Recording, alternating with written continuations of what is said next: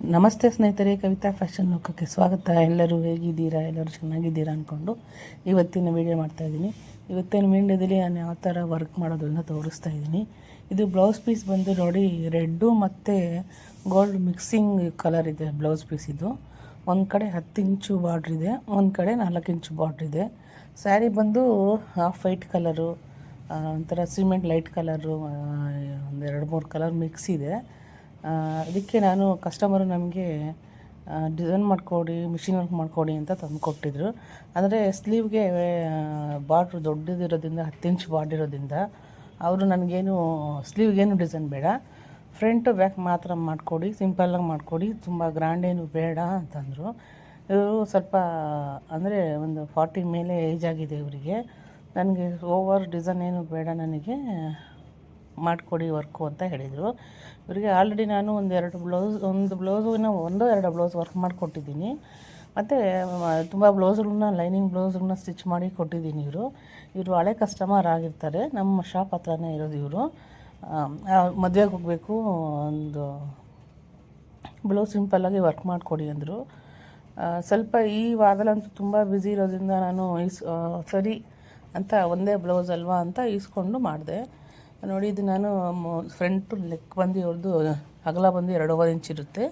ನೆಕ್ಕಿನ ಅಗಲ ಬಂದು, ಉದ್ದ ಬಂದು 8 ಇಂಚ್ ಇರುತ್ತೆ ಇವ್ರದ್ದು ನೆಕ್ಕಿಂದ ಅಗಲ.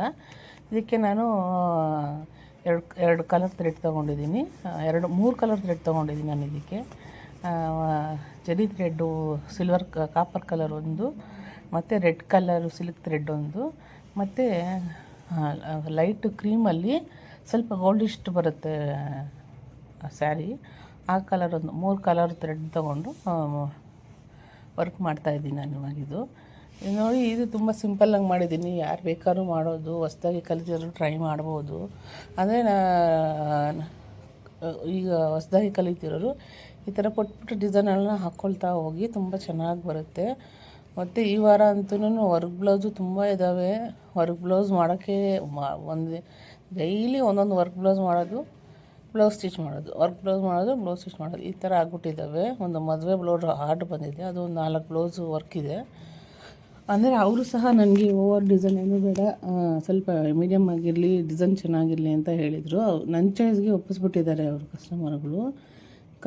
ನಾನು ಅವ್ರಿಗೆ ತೋರಿಸ್ತೀನಿ ಫೋಟೋಸ್ ಎಲ್ಲನೂ ನೋಡಿ ಅಂತ. ಅವರು ಸರಿ, ನೀವೇ ಯಾವುದಾದ್ರೂ ಮಾಡಿಬಿಡಿ, ಹೊಸ ಡಿಸೈನ್ ಯಾವುದಾದ್ರೂ ಸಿಂಪಲ್ಲಾಗಿರಬೇಕು, ನೋಡೋಕ್ಕೆ ಚೆನ್ನಾಗಿರಬೇಕು, ಆ ಥರ ಮಾಡಿ ಅಂತ ಹೇಳ್ತಾರೆ. ಆವಾಗ ನಾವು ತಲೆಗೆ ಹುಳ ಬಿಟ್ಕೊಂಡು ಯಾವ ಡಿಸೈನ್ ಮಾಡೋದಪ್ಪ ಅಂದ್ಕೊಂಡು ನೋಡಿಕೊಂಡು ಮಾಡ್ತಾಯಿದ್ದೀನಿ ಡಿಸೈನ್. ಇದನ್ನು ನೋಡಿ, ಈಗ ನಾನು ಇದಕ್ಕೆ ball chain, stone chain, ball chain, copper colour ball chain ಹಾಕ್ಕೊಂಡು 4.25 ನಂಬರ್ ಇಟ್ಕೊಂಡು ಸ್ಟಿಚ್ ಮಾಡಿದ್ದೀನಿ ನಾನೀಗ. ಈಗ 1.5 ಇಂಚಿಗೆ ನಾನು ಒಂದು ಫ್ಲವರ್ ಹಾಕ್ಕೊಳ್ತಾ ಇದ್ದೀನಿ. ರೆಡ್ ಕಲರ್ ಫ್ಲವರ್ ಆಗಿರುತ್ತೆ ಇದು. ಬಾರ್ಡ್ರ್ ಬಂದು ರೆಡ್ ಕಲರ್ ಆಗಿರುತ್ತೆ, ಅದಕ್ಕೆ ರೆಡ್ ಕಲರೇ ಫ್ಲವರ್ ಕೊಡ್ತಾಯಿದ್ದೀನಿ ನಾನು. 0 ಇಂದ 2ಗೆ ಹೋಗಿ 2 ಇಂದ 0ಗೆ ಬರುತ್ತೆ ಫ್ಲವರ್. ಇದು ಒಂದು 7 ಫ್ಲವರ್ ಬರುತ್ತೆ. ಇದು ತುಂಬ ಚೆನ್ನಾಗಿ ಬರುತ್ತೆ, ಕಲರ್ಸು ಕಾಂಬಿನೇಷನ್ ಇದು ತುಂಬ ಇದೆ. ನೋಡಿ, ಕಸ್ಟಮರ್ಗೆ ನಾವು ಸ್ಯಾರಿ ತುಂಬ ಗ್ರ್ಯಾಂಡ್ ಇದ್ದಾಗ ನಾವು ಕಸ್ಟಮರ್ಗೆ ನಾವೇ ಹೇಳಬೇಕಾಗತ್ತೆ, ನೋಡಿ ಈ ಥರ ಸೀರೆ ಚೆನ್ನಾಗಿದೆ, ಇದಕ್ಕೆ ನಾವು ಸಿಂಪಲ್ ವರ್ಕ್. ಒಬ್ಬರು ಕಸ್ಟಮರು ಏನು ಮಾಡ್ತಾರೆ, ನಮಗೆ ತುಂಬ ಗ್ರ್ಯಾಂಡ್ ಸ್ಯಾರಿ ಇದ್ರೂ ನನಗೆ ಪ್ಲೈನಾಗಿ ಪೈಪಿಂಗ್ ಮಾಡಿ ಕೊಟ್ಬಿಡಿ ಅಂತ ಹೇಳ್ತಾರೆ. ನಾನು ಆವಾಗ ಕಸ್ಟಮರ್ಗೆ ಹೇಳ್ತೀನಿ, ಸೀರೆ ಚೆನ್ನಾಗಿದೆ, ಇದು ಸೀರೆ ಚೆನ್ನಾಗಿದ್ಮೇಲೆ ಸ್ವಲ್ಪ ನೀವು ಗ್ರ್ಯಾಂಡಾಗಿ, ಗ್ರ್ಯಾಂಡ್ ಇಲ್ಲ ಅಂದ್ರೂ ಸಿಂಪಲ್ಲಾಗಾದರೂ ವರ್ಕ್ ಮಾಡಿಸ್ಕೊಳ್ಳಿ, ಚೆನ್ನಾಗಿರುತ್ತೆ. ಯಾಕಂದರೆ ಈ ಬಾರ್ಡ್ರ್ ಸೀರೆಗಳನ್ನೆಲ್ಲ ಡೈಲಿ ಉಡೋಕ್ಕಾಗಲ್ಲ ನಾವು. ಅಂದರೆ ಏನಾದ್ರು ಮದುವೆ ಫಂಕ್ಷನ್ಗಳಲ್ಲಿ ಅಂಥದ್ರಲ್ಲಿ ಮಾತ್ರ ನಾವು ಉಡೋದ್ರಿಂದ ಸ್ವಲ್ಪ ವರ್ಕ್ ಮಾಡಿ ಬ್ಲೌಸ್ ಸ್ಟಿಚ್ ಮಾಡಿದ್ರೆ ತುಂಬ ಚೆನ್ನಾಗಿರುತ್ತೆ. ನೋಡಿ, ನಾನು ಚಿಕ್ಕ ಲೀಫ್ ಹಾಕ್ಕೊಳ್ತಾ ಇದ್ದೀನಿ. ನಾನು ಬರೋ ಕಸ್ಟಮರ್ಗಳಿಗೆ ಸ್ಯಾರಿ ನೋಡ್ತೀನಿ ನಾನು, ಅವರು ವರ್ಕ್ ಮಾಡಿ ಅಂದರೆ ಮಾಡ್ತೀನಿ, ಇಲ್ಲಾಂದರೆ ನಾನು ಅವ್ರಿಗೆ ಹೇಳ್ತೀನಿ, ನೋಡಿ ತುಂಬ ಚೆನ್ನಾಗಿದೆ ಸೀರೆಗಳು, ವರ್ಕ್ ಮಾಡಿಸ್ಕೊಳ್ಳಿ, ನೀವೇನು ಡೈಲಿ ಉಟ್ಕೊಳ್ಳಲ್ಲ, ಯಾವಾಗಾದರೂ ಫಂಕ್ಷನ್ಗೆ ಉಟ್ಟಾಗ. ಈಗೆಲ್ಲನೂ ವರ್ಕ್ ಬ್ಲೌಸ್ಗಳೇ ತುಂಬ ಡಿಮ್ಯಾಂಡ್ ಇರೋದ್ರಿಂದ ಹ್ಯಾಂಡ್ ವರ್ಕು ಮತ್ತು ಮಿಷಿನ್ ವರ್ಕು ಸ್ವಲ್ಪ ಕಮ್ಮಿ ಬಜೆಟಲ್ಲಿ ಆಗುತ್ತೆ. ಹ್ಯಾಂಡ್ ವರ್ಕ್ ಆದರೆ ಸ್ವಲ್ಪ ಜಾಸ್ತಿ ಬಜೆಟಲ್ಲಿ ಆಗುತ್ತೆ. ನಾನು ನೋಡಿ, ಒಂದು ಮಿಷಿನ್ ವರ್ಕ್ ಮಾಡಿಕೊಡ್ತೀನಿ ಸಿಂಪಲ್ಲಾಗಿ ಅಂತ ಹೇಳ್ತೀನಿ ಅವರಿಗೆ ನಾನು.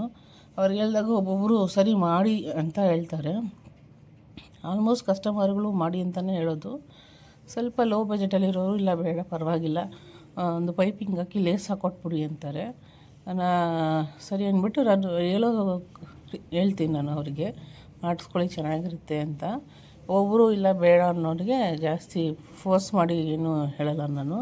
ಯಾಕಂದರೆ ಎಲ್ಲ ನಮಗೆ ಪರ್ಮನೆಂಟ್ ಕಸ್ಟಮರ್ ಆಗಿರೋದ್ರಿಂದ ನಾವು ಏನಾದರೂ ಹೇಳಿದ್ರು ಅವರು ಬಜೆಟಲ್ಲೇ ಸಹ ನಾವು ಮಾಡಿಕೊಡ್ತೀವಿ, ನಾವೇನು ಕಾಸ್ಟ್ಲಿ ಸಹ ಮಾಡಿಕೊಡಲ್ಲ. ಇವಾಗ ನಮಗೆ ಈ ರೇಂಜಲ್ಲಿ ನೀವು ಮಾಡಿ ಯಾವ ಥರ ಡಿಸೈನ್ ಬೇಕಾದ್ರೂ ಮಾಡಿ ಇಷ್ಟು ಅಮೌಂಟಲ್ಲಿ ಅಂತ ಹೇಳಿದಾಗ ಅವರು ನಾವು ಅಷ್ಟು ಅಮೌಂಟ್ಗಿಂತ ಇನ್ನೂ ಸ್ವಲ್ಪ ಗ್ರ್ಯಾಂಡಾಗಿರೋದೇ ಮಾಡೋಕ್ಕೆ ಇಷ್ಟಪಡ್ತೀರಿ. ನೋಡಿ ಎಲ್ಲ ಫ್ಲವರ್ ಎಲ್ಲ ಆಗಿದೆ ಇದು.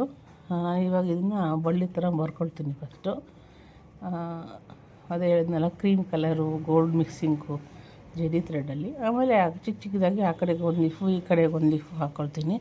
ತುಂಬ ಸಿಂಪಲ್ಲಾಗಿ ಚೆನ್ನಾಗಿ ಬಂತು ಇದು ಬ್ಲೌಸ್ ಪೀಸ್ ಇದು. ಅದೇ ಸ್ಯಾರಿ ತುಂಬ ಗ್ರ್ಯಾಂಡ್ ಇರೋದ್ರಿಂದ ಬ್ಲೌಸು ಸ್ವಲ್ಪ ವರ್ಕ್ ಮಾಡಿದ್ರೆ ಇನ್ನೂ ಚೆನ್ನಾಗಿರುತ್ತೆ ಅಂತ ಹೇಳಿದೆ ನಾನು ಅವ್ರಿಗೆ. ಆ ಕಸ್ಟಮರೇ ತೊಗೊಂಡು ಬಂದಿದ್ದರು ನನಗೆ. ಇದು ಸೀರೆ ಸ್ವಲ್ಪ ಗ್ರ್ಯಾಂಡಾಗಿದೆ, ಸ್ವಲ್ಪ ಸಿಂಪಲ್ಲಾಗಿ ಯಾವ್ದಾದ್ರು ಡಿಸೈನ್ ಮಾಡಿಕೊಡಿ, ನೋಡೋಕ್ಕೆ ಚೆನ್ನಾಗಿರಬೇಕು, ಅದು ಸಿಂಪಲ್ಲಾಗಿರಬೇಕು, ಓವರ್ ಆಗಿರೋದು ಬೇಡ, ತುಂಬ ಅಗಲನೂ ಬೇಡ ನನಗೆ ಅಂತ ಹೇಳಿದರು. ನಾನು ಅದಕ್ಕೆ ಇವರಿಗೆ stone chain ball chain stone chain add ಮಾಡಿ ಫ್ಲವರ್ಸ್ ಹಾಕ್ಕೊಟ್ಟಿದ್ದೀನಿ. ಇದನ್ನು ಫುಲ್ಲು ರೆಡಿ ಆದಮೇಲೂ ಸಹ ಸ್ಟಿಚ್ ಮಾಡಿ ತೋರಿಸ್ತೀನಿ ಯಾವ ಥರ ಬಂದಿದೆ ಅಂತ. ಬ್ಲೌಸು ಡಿಸೈನು ಸಹ ಸಿಂಪಲ್ಲಾಗಿ ಚೆನ್ನಾಗಿ ಕಾಣಿಸ್ತು. ಮೊದಲು ಬ್ಲೌಸುಗಳಲ್ಲಿ ಕಲರ್ ಕಾಂಬಿನೇಷನ್ಗಳು ತುಂಬ ಇದ್ದರೆ ಹೈಲೈಟಾಗಿ ಇವಾಗ ನೋಡಿ ಕಲರ್ ಈ ಸೀರೆಗೆ ಬ್ಲೌಸ್ ಪೀಸ್ಗೆ ನಾನು pink colour gold colour blouse piece ಆಗಿರುತ್ತೆ ಇದು. ಅದರಿಂದ ನಾನು ಇದು ಕಾಂಬಿನೇಷನ್ ಆಗಿ ಸೆರಗು ಯಾವ ಕಲರ್ ಇದೆ ಆ ಕಲರು ಅಲ್ಲ, ಬಾರ್ಡ್ರ್ ಯಾವ ಕಲರ್ ಇದೆ ಆ ಕಲರು ಥ್ರೆಡ್ ತೊಗೊಂಡು, ಮತ್ತು ಸೀರೆ ಒಂದು ಈಗ ಹೊಸದಾಗಿ ಬರುತ್ತೆ ದೊಡ್ಡ ಬಾರ್ಡ್ರು ಮತ್ತು 2-3 ಫ್ಲವರ್ ಮಿಕ್ಸಿಂಗ್ ಬರುತ್ತೆ ಫ್ಲವರದು. ಆ ಥರದಲ್ಲಿ ನಾನು ಅದರಲ್ಲಿ ಒಂದು ಕಲರ್ ತೊಗೊಂಡು ಡಿಸೈನ್ ಮಾಡ್ತಾಯಿದ್ದೀನಿ. ಯಾಕಂದರೆ ಸೀರೆ ಒಂದು 3-4 ಕಲರ್ ಇದ್ರೂ ಮಾಡೋಕ್ಕೆ ತುಂಬ ಗಜ್ಜಿ ಬಿಜ್ಜಿ ಥರ ಆಗಿಬಿಡುತ್ತೆ. ಇವಾಗ ನೋಡಿ ನಾನು ಫ್ಲವರು ಒಂದು ಕಲರ್ ಹಾಕಿದ್ದೀನಿ, ಮತ್ತು ಲೀಫು ಒಂದು ಕಲರ್ ಹಾಕಿದ್ದೀನಿ, ಮತ್ತು ಸ್ಟಾರ್ಟಿಂಗಲ್ಲಿ ಕಾಪರ್ ಕಲರು ಬಾಲ್ ಚೈನ್ ಹಾಕಿದ್ದೀನಿ. ಆಮೇಲೆ ಮೊದಲೇ ಸ್ಟಾರ್ಟಿಂಗಲ್ಲಿ ಬಾಲ್ ಚೈನಲ್ಲಿ ಒಂದು ಲೈನ್ ಹಾಕಿದ್ದೀನಿ. ಇಷ್ಟು ಮಾಡ್ಬೋದು.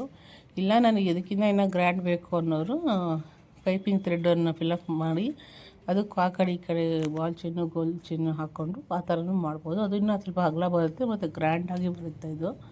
ನೋಡಿ ಲೀಫೆಲ್ಲನೂ ಆಗ್ತಾಯಿದೆ ಇದು. ಈ ಸಲ ಒಂದು ಸಲ ಇದು ಚಿಕ್ಕ ಚಿಕ್ಕ ಪುಟ್ಟ ಡಿಸೈನ್ಗಳನ್ನ ಟ್ರೈ ಮಾಡ್ತಾ ಹೋಗಿ, ತುಂಬ ಚೆನ್ನಾಗಿ ಬರುತ್ತೆ.